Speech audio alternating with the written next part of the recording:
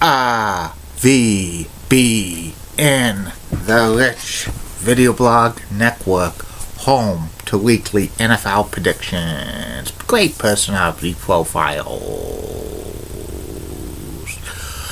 top 10 lists of everything and anything, sports video blogs, professional wrestling video blogs, MBTA video blogs, entertainment video blogs, and a whole lot more. Check out my archive collection at Facebook and YouTube. RVBN, the only video blog that matters in the internet. Good morning, Facebook, YouTube, Twitter, and Google+. This is Rich again, back for your first video blog of the day for Friday, November 4th, 2016, around 6:58 in the morning in Billerica, Massachusetts. It's about 45 degrees out today. Right now, it's supposed to be sunny and maybe in the low 50s. Some news to report on the RVBN Newswire. The Boston Bruins beat the Tampa Bay Lightning by a score of 4-3 in a shootout. And the Cleveland Cavaliers beat the Boston Celtics by the score of 128-122 last night in Cleveland. Very competitive matchup. The Celtics hanged in there with the Cavs, but in the end, the Cavs were just too much for the Celtics. It's Happy Flag Day in Panama and Happy United Day in Russia. And that's about it on the news from the RVBN Newswire. Be back in a flash.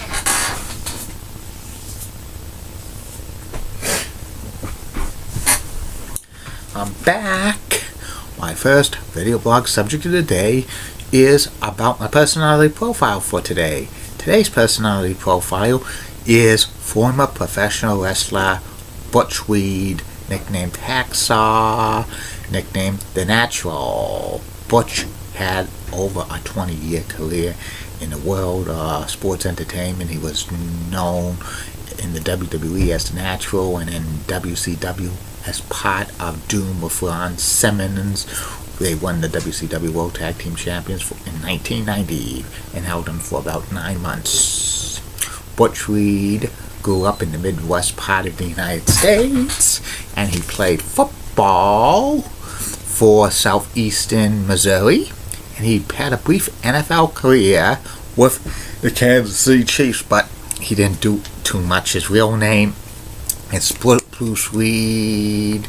He made his professional wrestling debut in 1979. At first, he wrestled under the name Bruce Reed, but then adopted the Butch nickname. For the first few years of his career, Butch Reed wrestled in Central States, and he won a few championships in the Central States territory. Then he went to Georgia Championship Wrestling and Championship Wrestling from Florida, where he actually pinned Ric Flair in a non-title match. This is when Ric Flair was the NWA World Champion, and Butch got some matches with the NWA World Champion Ric Flair in Florida, but he was unable to wrest the NWA World title. In 1982, Butch went to Mid-South Wrestling, and at first he was a face, feuding with Hacksaw Jim Duggan, who was a heel back then. They had a battle of who was the best hacksaw in the world of professional wrestling, and then he wrestled Ted DiBiase several times for the North American Championship. And in 1983, Butch Reed turned heel. Around the same time, Hacksaw Jim Duggan turned face, and then Butch Reed joined the Rack Pad with Ted DiBiase and Matt Bourne and Mr. Olympia. And this is the most successful one of Butch Reed's wrestling career, as he won the North American Heavyweight Championship, and he defended it with against the Junkyard Dog, Magnum TA, Terry Taylor, Hacksaw Jim Duggan, and others. He also had a run with the Mid-South Tag Team Championship with Jim the Anvil Neidhart. The feud between Butch Reed and the Junkyard Dog was one of the best in Mid-South Wrestling, and it actually spilled over to other territories, including Memphis and Georgia. around 1984, Butch Reed turned face again, and he started a feud with Nature Boy Buddy Landau. It's happened that Nature Boy Buddy Landau got the services of Scandal Akbar, the former manager of Butch Reed, and Buddy Landau got a Rolex from Scandal Akbar, and they started a long-running feud. And also Butch Reed around this time was showing up late to events, and also no showing events for Mid-South Wrestling. He also around this time had a drug problem, and his then wife was going to divorce him, and then he eventually got rehab. And then this is around the time when Mid-South Wrestling was rebranding himself with UWF. He actually left around this time to Mid-South Wrestling, and then at the beginning of 1986, Butch Reed went to Central States, which was a dying territory. He kind of hit rock bottom. There was not too many wrestling territories left, so Butch had to go where he was kind of familiar with. He teamed up with Rufus R. Jones in Central States, eventually turning on him, and Butch Reed got a new manager by the name of Slick, and they run roughshod of Central States territory into mid-1986 when Butch Reed dropped the Loser Leave Town match to Bruiser Brody, and then the WWE called Butch Reed, and in the fall of 1986, Butch Reed made his debut in the WWE. Slick was his manager, but he got a new gimmick. He dyed his hair blonde, and he became the natural Butch Reed, kind of a little bit of a takeoff of Sweet Daddy Siki in the 1960s. And Butch Reed didn't have a major push in the WWE. He was a mid-card heel, feuding with Tito Santana and Coco Beware and a few others. He wasn't in any top programs. He got some title shots against Hulk Hogan on house show cards, but that was really about it. Legend had it that Butch Reed was going to win the IC Championship against Ricky the Dragon Steamboat in June of 1997, but he no-showed that TV taping for a reason, and the Honky Tonk Man took his place. Butch's last match with the WWE was at WrestleMania 4, and he lost in the first round of the WWE title tournament to Macho Man Randy Savage.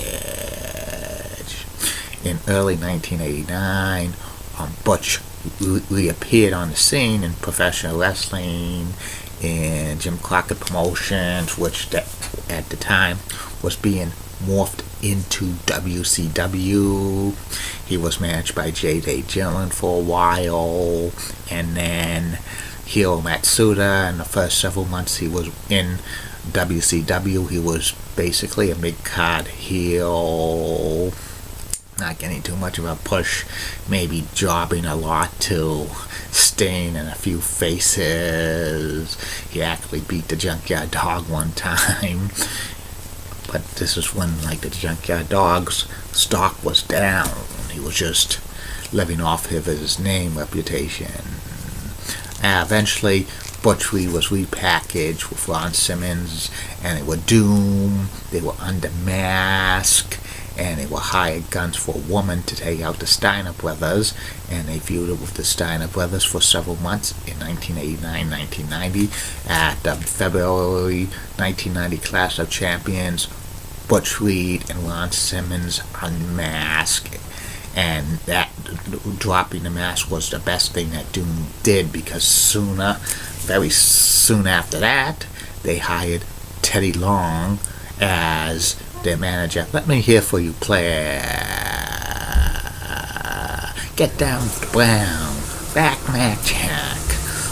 And Doom, within a few months, became WCW World Tag Team Champions. They had a 9-month reign as WCW World Tag Team Champions, defending against the Rock and Roll Express, the Steiner Brothers, Arn Anderson and Ric Flair, and a whole host of others, and they were probably a great tag team. Eventually, they split up when they dropped the WCW World Tag Team Championship to the Fabulous Freebirds at Wrestle War 1991, and they broke up the team because Ron Simmons was getting a lot of face pops while with Doom, and Butch Reed and Ron Simmons briefly had a feud, but it didn't last too long because Butch Reed dropped out of WCW due to injuries, and Butch Reed wrestled for on and off in a few independents here and there, but he no-showed a lot of them as well. He came back to WCW briefly in 1992 with a stable of Cactus Jack and the Barbarian, but he didn't get anywhere. And Butch continued to wrestle in the independent scenes for years, and he was living off of his name reputation. And Butch even wrestled for World Legion Wrestling in the late 1990s that was run by Harley Race. And Butch briefly retired in 2002 from wrestling, but he came back in 2005 to wrestle more independents. He actually appeared on the WWE SmackDown when Teddy Long was going to get married to Crystal Marshall in September of 2007. That was his last appearance on professional wrestling TV for the WWE. He basically retired after that, and in 2016, Butch Reed filed a lawsuit against the WWE due to injuries he suffered through his wrestling career, and also saying he's getting concussions. When he did that, he kissed his chance of going into the WWE Hall of Fame goodbye. And Butch Reed's career really didn't warrant Hall of Fame consideration because he was a big name, but with demons, with his drug and alcohol problems and stuff like that, he could have been one of the top wrestlers in the world of professional wrestling in the mid to late 1980s, but I think the gimmick with being the natural killed him, his career credibility for many years. And that's about it on him. I'll be back. Facebook, YouTube, Twitter, and Google+. 2 more video blogs coming for you. One will be about is former NHL player Paul Henderson a worthy candidate for the Hockey Hall of Fame. And the third and final video blog of the night will be about the top 10 TV newsmen of all time, national host and news anchors. Keep calm, everybody. I'm a Julie Penny guy. Molly was blood. WCCO rocks and has nice legs.